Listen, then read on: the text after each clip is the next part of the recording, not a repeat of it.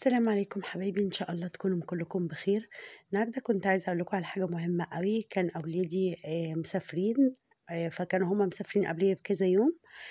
فكنت أنا معتمدة إن بنتي عندها خلاص أكتر من 18 سنة، فهتقدر تاخد أختها الصغيرة معاها، فكنت عاملة لهم التيكت كلّهم مع بعض، وعلى أساس إن أنا وباباهم هنلحقهم بعدين يعني أو هنسافر بعد كذا يوم يعني.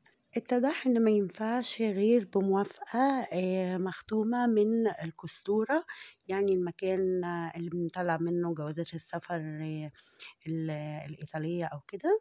لازم تكون ورقة مختومة من هناك بموافقة من الأب والأم إن هُم تبقى الأخت أو أي حد تاني مسؤول أو متبني الطفلة اللي هي الأصغر طبعًا من 16 سنة. لو 16 سنة خلاص تقدر تسافر وتروح وتيجي لوحدها. لكن أقل من كده لازم الأب والأم يعملوا الموافقة ديّة. المهم رُحنا عملناها والحمد لله ربنا وفقنا وعملناها. هي اللي بتتعمل على النت، بس لو على النت هيبقى خلال أسبوع. بتحاولي تروحي تعمليها من على النت، وأول ما بييجي لِك الموافقة بتروحي تستلميها هي نفسها كورقة من القُسطورة. هنا الحمد لله بقى كانوا هُم سافروا ووصلوا بالسلامة وقضّوا كام يوم من أجازتهم، وإحنا كنا اليوم بقى بتاع السفر بتاعنا زي ما أنتم شايفين كده. رُحنا فطرنا في المطار وطبعًا كان من بدري أوي، و ده كنا خلاص بقى رايحين للطيارة، فدي السوق الحرة أو زي ما بيقولوا يعني هي السوق الحرة. زي ما أنتم شايفين بقى كده حاولت أصور لكم الأجواء، وأنتم عارفين دايمًا باصور لكم الحاجات اللي في المطار وكده، يعني باحب أشارككم الأجواء اللي موجودة في السفر وكده. طبعًا كان يوم مرهق، بس والله كان لذيذ، يعني إحنا عقبال ما وصلنا مصر أو عقبال ما وصلنا إسكندرية كان الساعة كانت حوالي 16:30 عقبال ما وصلنا البيت عند ماما وكده. آآ كانت الساعة بقت حوالي 17:00 وحاجة. ف كانت الرحلة بصراحة كانت حلوة ولذيذة، بس إحنا كنا بقى يعني واخدين اليوم من أوله، فكان إيه صعب علينا كده. زي ما أنتم شايفين بقى باخدكم جولة في المطار ده، كان المطار بتاع اليونان.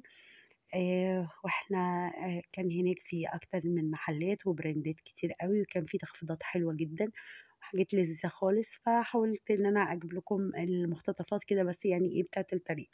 طبعًا كلنا وإحنا نازلين مصر بنبقى مشتاقين لكل حاجة موجودة في مصر، ومشتاقين لأهلنا، ومشتاقين إن إحنا نبقى متجمعين كلنا مع بعض، ربنا يجمع كل الناس يا رب. الغُربة حاجة وحشة أوي، أوي يعني بتحسّس الواحد بحاجات كتير أوي، الواحد بيمُر بحاجات كتير بعيد عن أهله، وبعيد عن أصحابه، وبعيد عن بيته وعيلته. مهما يكون فيها مميزات برضه فيها عيوب كتير، كتير جدًا، مش هيحسّها ولا يعرفها غير فعلًا اللي اتغرّب. يالّا بقى سيبكم من الجو ده خالص، دي كانت واحدة خبطتني وعدِّت كده خالص، فهاقول لها إيه، ما تلاقيش حاجة بقى، خلاص ضحكت وسكت. المهم عدّينا وخلّصنا إجراءاتنا وخلّصنا حاجتنا كلّها واتمشّينا شوية في المطار بتاع اليونان.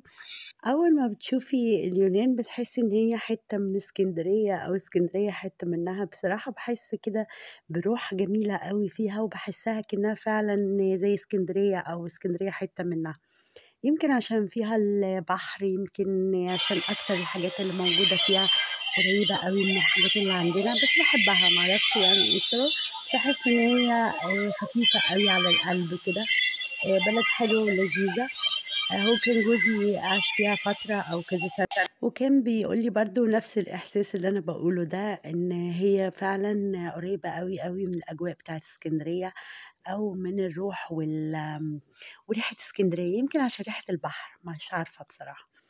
المهم إن كان بقى الناس بتجري طبعًا عشان في ناس متأخرة على طياراتها، وإحنا كان يعني لسه الوقت معانا.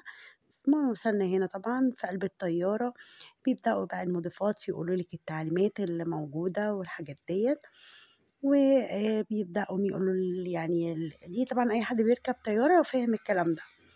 بيبدأوا يقولوا من الحاجات دي. دلوقتي كمان بقى في حاجة مزعجة أوي، بقوا بيرشوا كده يعني فجأة كده تلاقي زي التكييفات بتطلّع مادة كده أو يعني بتبقى مش عارفة أقول لكم إيه، هي زي تعقيم للمكان أو تعقيم للطيارة عشان البَق والكلام ده اللي هُم كانوا بيقولوا عليه من فرنسا ومن البلاد ديّة، فبيعملوه طبعًا ضروري جدًا تلبسي ماسكارينا أو تحطّي منديل على أنفِك يعني علشان برضه الحاجات ديّة بتبقى مُضرّة للصدر، هُم عاملينها إن هي مش مُضرّة ولا حاجة، بس أنا من وجهة نظري إن هي لأ، من الأفضل إن أنتِ تحطّي فترة كده يعني بتاع 10 دقايق والّا حاجة الكمامة على يعني وشِّك.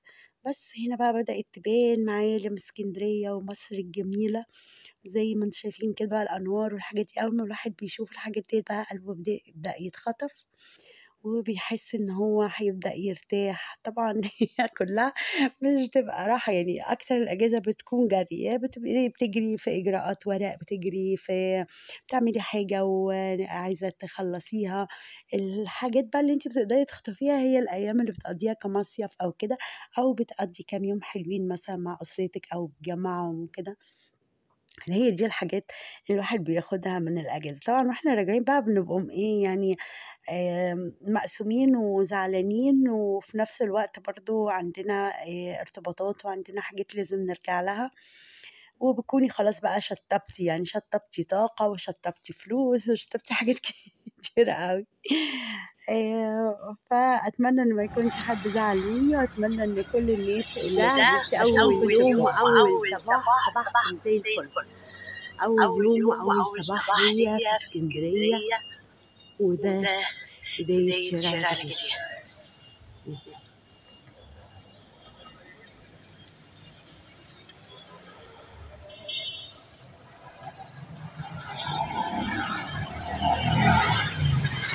طبعًا هنا أنا ماشية أتفرّج معاكم على البلد، وكل الناس طبعًا قافلة، الساعة كانت حوالي 6:00 كل الناس قافلة، ما فيش زي ما أنتم شايفين غير الناس اللي بتلِم القمامة أو بتوصّل حاجات أو كده، هي دي بس الناس اللي صاحية، والمحلات اللي بتبقى فاتحة 24 ساعة، هي دي اللي بتكون فاتحة، غير كده ما كانش في حد فتح خالص، كنت أنا تقريبًا الوحيدة اللي ماشية على رجليّا.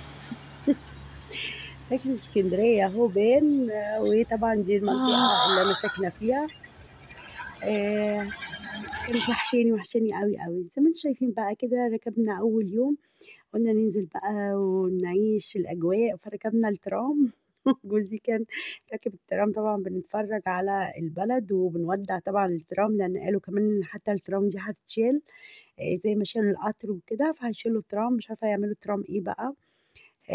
المهم فقُلنا نتفرّج على البلد، نركب الترام، لإن الحاجات دي كلّها بتبقى وحشانا أوي، أوي إن أنتِ تنزلي كده وبراحتك، وما عندكيش ارتباط بوقت ولا بحد ولا أي حاجة، فنزلنا دي طبعًا كان بشيزار، والمحطة اللي قبليها كانت محطة الإبراهيمية، ودي الترام الزرقا بتاعتنا المميزة طبعًا بيها إسكندرية، وكده وقفنا في محطة انتظار، التذكرة اسمعوا. اللي فوق ال60 بيدفع نُص تذكرة، واللي فوق ال70 ما بيدفعش تذكرة خالص في الترام، يا جماعة اعرفوا المعلومة دي، لأن المعلومة دي إحنا كلنا ما بنعرفهاش، والناس يعني مش بتحاول تستفاد منها، طبعًا تذكرة حتى الترام غليت يعني ما بقتش رخيصة، يعني فاكرة أيام المدرسة كنت باخد تذكرة ترام تقريبًا كانت ربع جنيه أو حاجة زي كده، شوفوا دلوقتي بقى بقت كام. وزعلت أوي، أوي، أوي إن محطة شبان المسلمين ما بقاش اسمها محطة الشباب المسلمين، مش عارفة غيّروا اسمها بقى اسمها حاجة تانية كده، وطبعًا إحنا دلوقتي كده في منطقة الشاطبي، وداخلين على دي طبعًا المجمّع بتاع الجامعات بتاعة إسكندرية، طبعًا كلنا عارفين بقى الحتّة دي أو الإسكندرانية يعني عارفينها، وداخلين بقى على الأزاريطة وسوتر والحاجات دي كلّها. المحطات دي كلّها. أنا حاولت إن أنا أجيب لكم كده جولة وإحنا في الترام، وكانت الجولة بالنسبة لي حلوة أوي، أوي، وكنت مبسوطة باليوم إني بادئاه كده من أوله باتفرّج على بلدي اللي وحشاني حتّة، حتّة وشبر، شبر. طبعًا في حاجات كتير أوي اتغيّرت في إسكندرية، في حاجات اتغيّرت بصراحة للأحسن وفي حاجات اتغيّرت للأسوأ، بس يعني في العموم إسكندرية هي بروحها وبناسها وبجوّها وبكل حاجة. إسكندرية حلوة أوي يا جماعة وبلدنا جميلة، بس للأسف يعني البلد بقت غالية كتير، كتير بصراحة. زي ما أنتم شايفين كده أنا ماشية طبعًا مبسوطة بقى ومنسجمة أوي، أوي. بلدي بقى.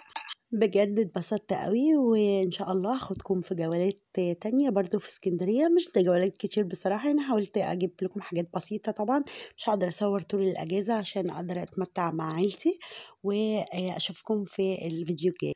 أتمنى الفيديو يكون عجبكم، وتكون رحلة وأخدتكم معايا في حاجات كتير فيها.